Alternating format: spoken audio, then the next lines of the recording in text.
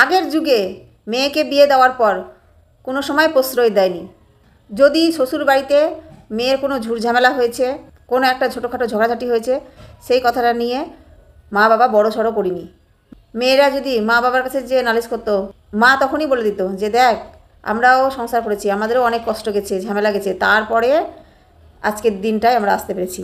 একটু কষ্ট কর, সহ্য কর, একদিন সব ঠিক হয়ে যাবে, একদিন তোরই সংসার হবে, এরকমভাবে সান্ত্বনা দিয়েছে।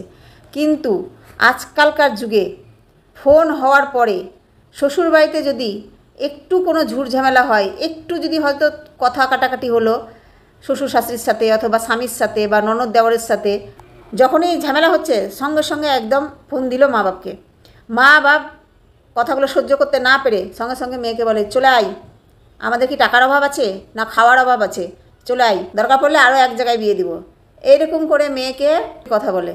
তখন রাগের মাথায় মেয়েও চলে আসে, মেয়েও বাপ মায়ের বাড়িতে একদম প্রশ্রয় পেয়ে যায়। বাপেরা টাকার গরমে মেয়ের সেখান থেকে ডিভোর্স নিয়ে আরও একখানে বিয়ে দেয়, সেখানে আবার একটু ঝুটঝামেলা হয়, সেখানেও ডিভোর্স নিয়ে আবার অন্য জায়গায় বিয়ে দেয়। মানে টাকার অভাব নাই তো, টাকার গরমে বারবার মেয়ের ডিভোর্স দেয়, বারবার অন্য জায়গায় বিয়ে দেয়। এই মেয়েরা কষ্ট করতে চায় না শ্বশুরবাড়িতে। যদি কষ্টই করতে না পারো তাহলে বিয়ে কেন দিয়েছিলে? শ্বশুরবাড়ি যতই বড় লোক হোক না কেন, শ্বশুরবাড়ি যদি কোটিপতি হয়, একটু না একটু রান্না করতেই হবে, কাজ করতেই হবে, কাজ করে খেতেই হবে, বসে বসে কেউ খাবে না।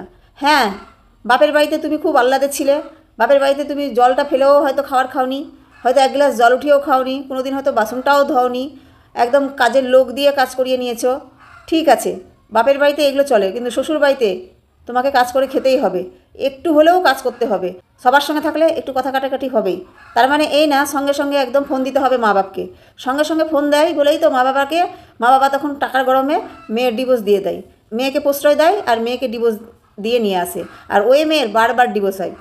আগের দিনে কোনো মোবাইল ছিল না, কোনো ফোন ছিল না, কিছু ছিল না। শ্বশুরবাড়ি থেকে 15 দিন 20 দিন পর বাপের বাড়ি আসতো, আর ঝামেলা যদি হতো শ্বশুরবাড়িতে, সেই কথাটা 2-4 দিন পর হয়তো ভুলে যেত, বাপের বাড়িতে এসে বলতো হয়তো যে এরকম এরকম হয়েছিল, কিন্তু অতটাও রাগ থাকে না, সেই জন্য আগের দিনে অত ডিভোর্সও হয়নি।